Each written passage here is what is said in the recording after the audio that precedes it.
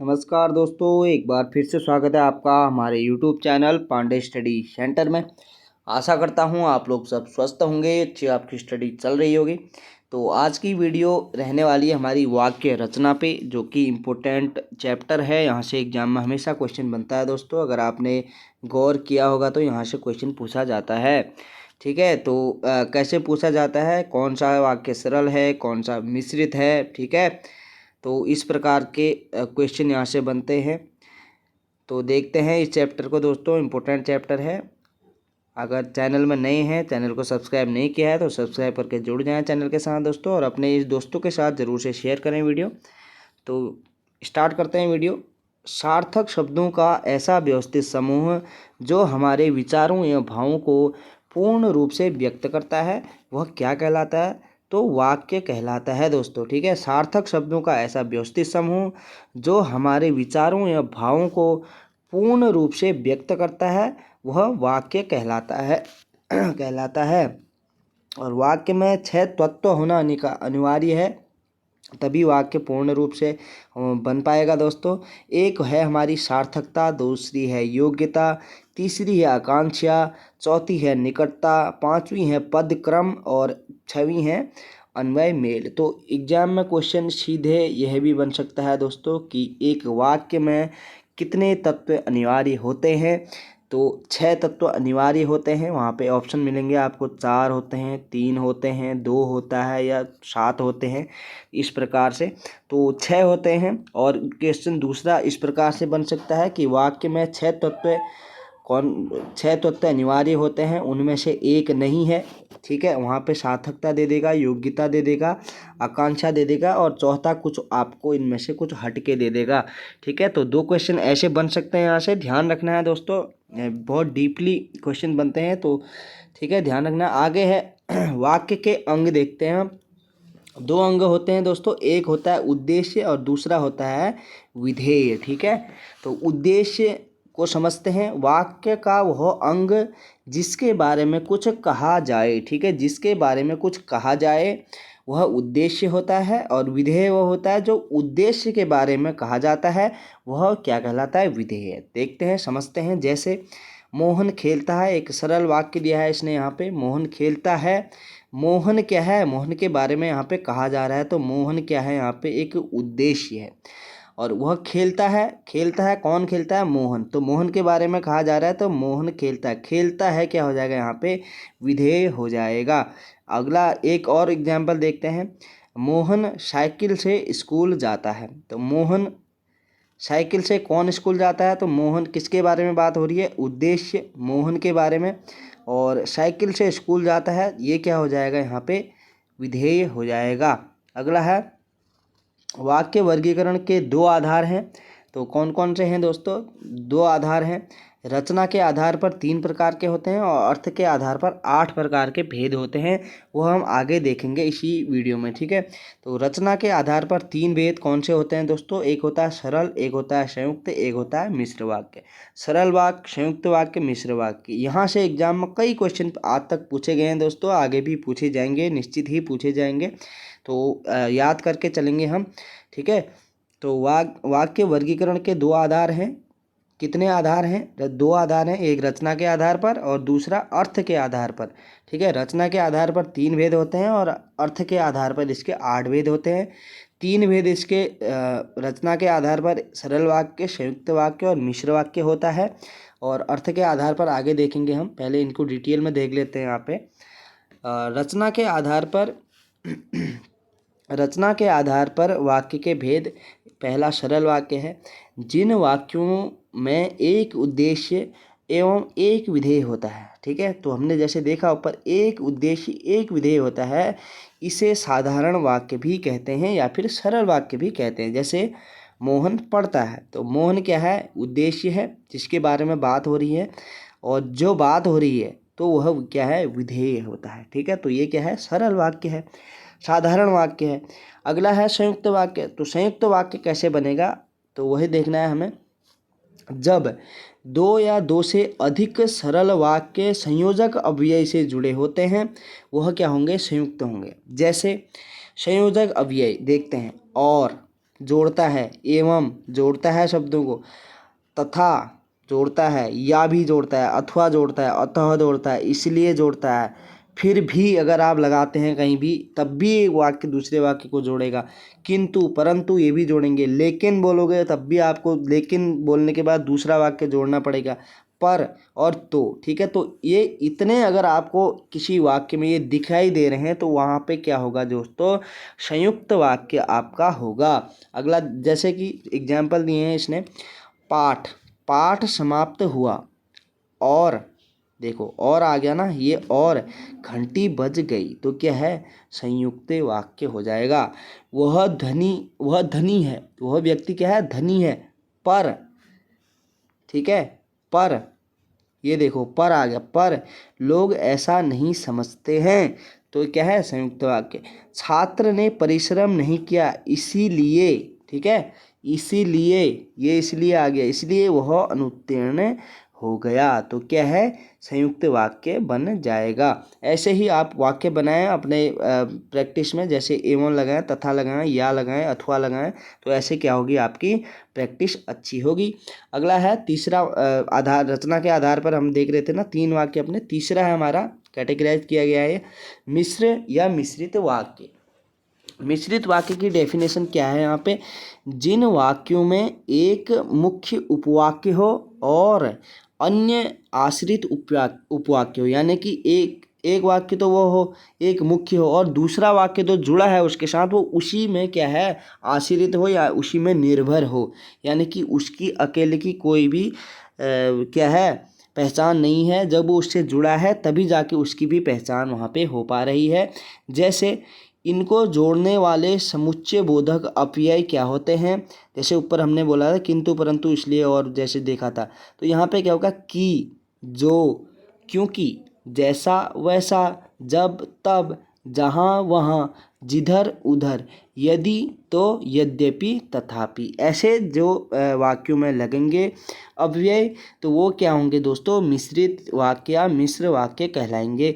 जैसे देखेंगे, नेहा ने कहा कि वह अधिक मेहनत करती है, तो नेहा ने क्या कहा, कि, नेहा ने कहा कि, ये की आ गया, कि वह अधिक मेहनत करती है, तो मुख्य उपवाक्य, और ये उस पर क्या है, निर्भर वाक्य है, ये वाक्य इस पे निर्भर है दोस्तों। ठीक है, अगर और अधिक मेहनत करती है, क्या, कौन अधिक मेहनत करती है, क्या करती है, कुछ औचित्य नहीं है वाक्य का ना, तो नेहा ने कहा कि वह और अधिक मेहनत करती है, तो इस पे क्या है, ये आश्रित है वाक्य। ठीक है, तो समझ गए होंगे आप। अगर दूसरा वाक्य पहले पे आश्रित हो तो वो मिश्र हो जाएगा, और जैसे कि कनेक्ट करने वाले, जैसे हमने यहाँ पे संयुक्त देखा, और वह, तथा, या, अथवा। ठीक है, तो आप समझ गए होंगे अच्छे से।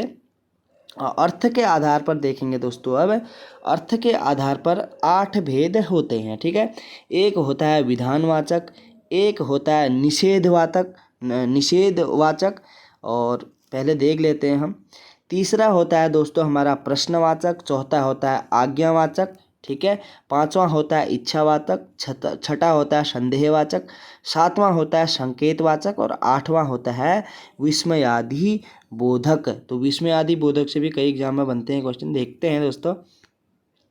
विधानवाचक, ठीक है, विधानवाचक क्रिया होने या करने की जानकारी प्राप्त हो जिसमें, जैसे मैं स्कूल जाता हूँ, तो जाता क्या है, क्रिया हो रही है जाना। ठीक है, मैं स्कूल जाता हूँ।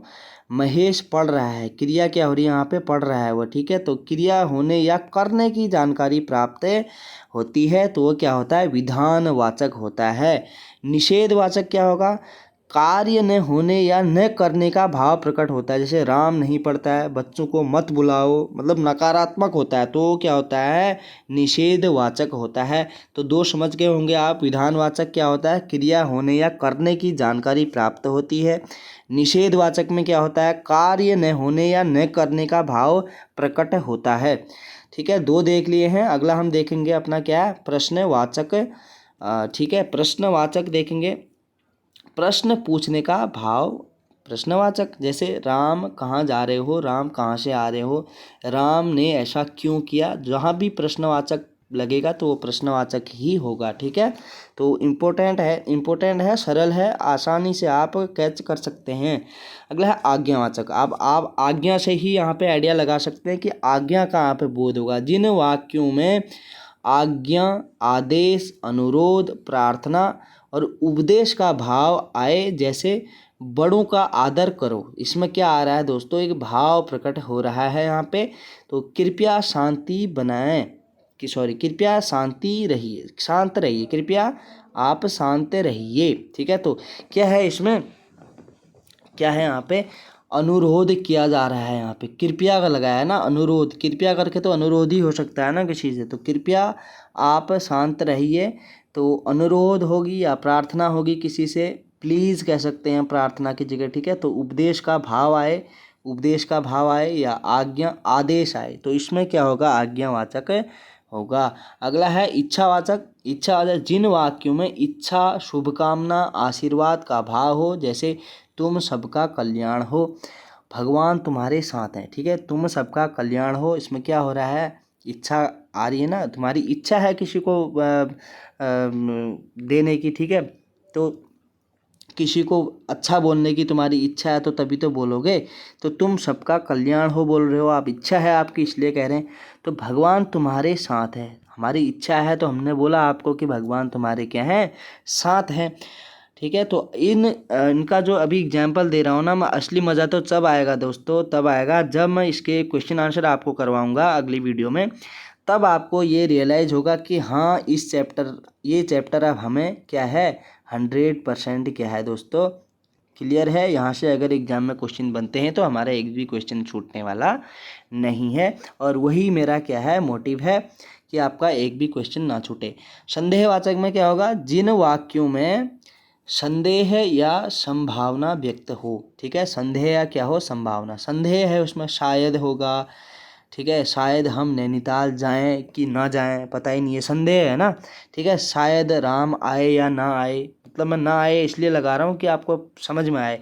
शायद राम आए, ठीक है, संदेह है, आए या ना आए, संदेह है हमें, तो संदेहवाचक वाक्य हो जाएगा वहाँ पे। संकेतवाचक संकेत में क्या मिल रहा है आपको, हमेशा संकेत मिलेगा। क्रिया का होना दूसरी क्रिया पर निर्भर होता है, ध्यान रखना भैया। ठीक है, संज्ञा का दूसरी संज्ञा पे निर्भर होना, क्रिया का होना दूसरी क्रिया पर निर्भर करता है। जैसे वर्षा होती तो फसल अच्छी होती, तो वर्षा होती तो फसल अच्छी होती ना, वर्षा होती तो फसल अच्छी होती, वर्षा ही नहीं होती तो फसल कहाँ से अच्छी होती। तो निर्भर कर रहा है ना एक दूसरे पे वाक्य। यदि परिश्रम करोगे तो अवश्य सफल होगे, जब परिश्रम करोगे तब सफल होगे, कहने का अर्थात संकेतवाचक ये संकेत दे रहा है कि यदि परिश्रम करोगे तो ही सफल होगे, यानी कि संकेत मिल रहा है आपको, तो क्या हो जाएगा वहाँ पे, संकेतवाचक हो जाएगा। ठीक है, अगला देखेंगे आगे हम क्या कह रहा है दोस्तों। 8वां है हमारा विस्मयादि बोधक। तो विस्मयादि बोधक से भी कई एग्जाम में क्वेश्चन बने हैं दोस्तों। जिन वाक्यों में विस्मय, हर्ष, शोक, घृणा आदि प्रकट हो। ठीक है, इंपॉर्टेंट है, ध्यान रखना दोस्तों। जिन वाक्यों से विस्मय, हर्ष, शोक, घृणा आदि प्रकट हो, जैसे देखना है शाबाश, ठीक है, हर्ष हो गया, तुमने बढ़िया काम किया, क्या हो गया, हर्ष हो गया, तुमने बढ़िया काम किया, शाबाश। देखो वाक्य के भेद का विग्रह क्या है, एक होता है सरल, एक होता है संयुक्त, एक होता है मिश्र, जो कि मैंने आपको अच्छे से पढ़ा दिया है। उद्देश्य प्लस विधेय मिलके क्या बनता है, सरल वाक्य। सरल वाक्य प्लस योजक मिलता है, उसके बाद सरल वाक्य मिलता है, तो संयुक्त वाक्य वहाँ पे निर्माण होता है। मिश्र वाक्य प्रधान उपवाक्य होता है और दूसरा वाक्य उस पर आश्रित होता है, तो वो क्या बन जाता है, मिश्र वाक्य बन जाता है। अच्छे से आपको क्लियर हो गया होगा डाउट आपका। वाक्य परिवर्तन कैसे होता है सरल वाक्य से संयुक्त में, ये देखना है। ठीक है, तो वाक्य परिवर्तन कैसे होता है, देखो सूर्योदय पर पक्षी बोलने लगे, जैसे सूर्योदय होता है तो पक्षी बोलने लगते हैं। ठीक है, तो सूर्योदय पर पक्षी बोलने लगे, ये क्या है, सरल वाक्य है। अब सूर्योदय हुआ और लग गया इसमें, और पक्षी बोलने लगे, तो ये क्या हो जाएगा दोस्तों, संयुक्त वाक्य हो जाएगा। ठीक है। अगला है राम बीमार होने के कारण स्कूल नहीं आया। तो ये सरल वाक्य है, राम बीमार है इसलिए, इसलिए लग गया, इसलिए यानी कि ये जोड़ रहे हैं आपस में, स्कूल नहीं आया। राम बीमार है वह इसलिए स्कूल नहीं आया। ठीक है। अगला है यहाँ पे पॉइंट, विद्यार्थी को अपने परिश्रम का लाभ नहीं मिला। विद्यार्थी परिश्रम करता है लेकिन उसे उसका लाभ नहीं मिला। लेकिन लग गया यहाँ पे, और यहाँ पे इसलिए, यहाँ पे लेकिन। ये सारे क्या हैं, अव्यय संयुक्त वाक्य के हैं। ठीक है। अगला है, दोनों में से कोई काम पूरा नहीं हुआ। यानी कि दोनों में से कोई काम पूरा नहीं हुआ। तो ये क्या है दोस्तों, सरल वाक्य है। तो और न एक काम पूरा हुआ न दूसरा, यानी कि क्या बोला था न, ये भी आपस में कनेक्ट कर रहा है ना, न एक काम पूरा हुआ तभी तो दूसरा नहीं हुआ, पहले पूरा हो जाता तो दूसरा भी पूरा हो जाता। तो ये भी क्या है यहाँ पे मिश्र वाक्य, संयुक्त वाक्य यहाँ पे होगा। अगला है, सरल वाक्य और मिश्र वाक्य में परिवर्तन कैसे होता है देखना है। धनी व्यक्ति हर चीज़ खरीद सकता है। ठीक है। धनी व्यक्ति हर चीज़ खरीद सकता है, जो व्यक्ति धनी है वह हर चीज़ खरीद सकता है। अब क्या है यहाँ पे, दूसरा वाक्य फर्स्ट वाक्य पे निर्भर करता है, वह हर चीज़ खरीद सकता है। कौन कौन खरीद सकता है, जो व्यक्ति धनी है। ठीक है। अगला है, वह जूते खरीदने के लिए बाजार गया। ठीक है। जूते खरीदने के लिए वह बाजार गया, क्या है, सरल वाक्य है। क्योंकि उसे जूते खरीदने थे इसलिए वो बाजार गया। किस लिए वो बाजार गया, क्योंकि उसे क्या करने थे, जूते खरीदने थे। तो दूसरा वाक्य क्या है, उस पर निर्भर है, तो मिश्रित वाक्य हो जाएगा। जैसे कि उसने स्वयं को परिश्रमी कहा। उसने क्या कहा, स्वयं को परिश्रमी कहा। तो ये सरल वाक्य है। उसने कहा कि मैं परिश्रमी हूँ। मैं परिश्रमी हूँ किसने कहा कि मैं परिश्रमी हूँ, उसने कहा। ठीक है। तो ये क्या हो जाएगा, आपका मिश्र वाक्य हो जाएगा। अगला है, प्रेरणार्थक वाक्य भी होता है दोस्तों। तो प्रेरणार्थक वाक्य देखेंगे, जिस वाक्य में कर्ता स्वयं क्रिया न करके किसी अन्य कर्ता से क्रिया कराता है उसे प्रेरणार्थक वाक्य कहते हैं। जैसे कि देखेंगे प्रेरणार्थक वाक्य, प्रथम प्रेरणार्थक और द्वितीय प्रेरणार्थक। ठीक है। प्रथम प्रेरणार्थक देखेंगे, पिता पुत्र को लिखना सिखाता है। तो पिता पुत्र को लिखना सिखाता है। द्वितीय प्रेरणार्थक में क्या हो जाएगा, पिता पुत्र द्वारा भिखारी को पैसा देता है। पिता पुत्र द्वारा भिखारी को पैसा देता है। तो अन्वय वाक्य के पदों में व्याकरण की दृष्टि से लिंग, पुरुष, वचन, कारक आदि में सामंजस्य होना चाहिए। ठीक है। तो ये है वाक्य, इतना इम्पोर्टेंट नहीं है, ये प्रेरणार्थक से इतना नहीं पूछा जाता है दोस्तों। कोई भी, मैंने आज तक कोई क्वेश्चन ऐसा नहीं देखा कि यहाँ से पूछा गया है, इतना इम्पोर्टेंट नहीं है, आप अवॉइड कर सकते हैं। ये आपका ऊपर जो मैंने आपको पूरी वाक्य रचना पर वीडियो बताई है, तो इसको आप ज़रूर से क्लियर कर लें दोस्तों। अगर आप नोट कर सकते हैं तो अच्छी बात है। अगर आपके पास ये बुक है तो आप निश्चित तौर पे ऐसे ही वहाँ पे बुक से तैयारी करें। ठीक है। तो वीडियो अच्छी लगी तो वीडियो को लाइक और एक कमेंट ज़रूर से कर देना दोस्तों। और चैनल में अगर जुड़े नहीं हैं तो जुड़ जाएं, सब्सक्राइब कर लें, बेल आइकन ज़रूर से ऑन करें दोस्तों, और अपने दोस्तों के साथ वीडियो ज़रूर से शेयर करें। चलो मिलते हैं अगली वीडियो में दोस्तों, तब तक के लिए अपना ध्यान रखें। धन्यवाद।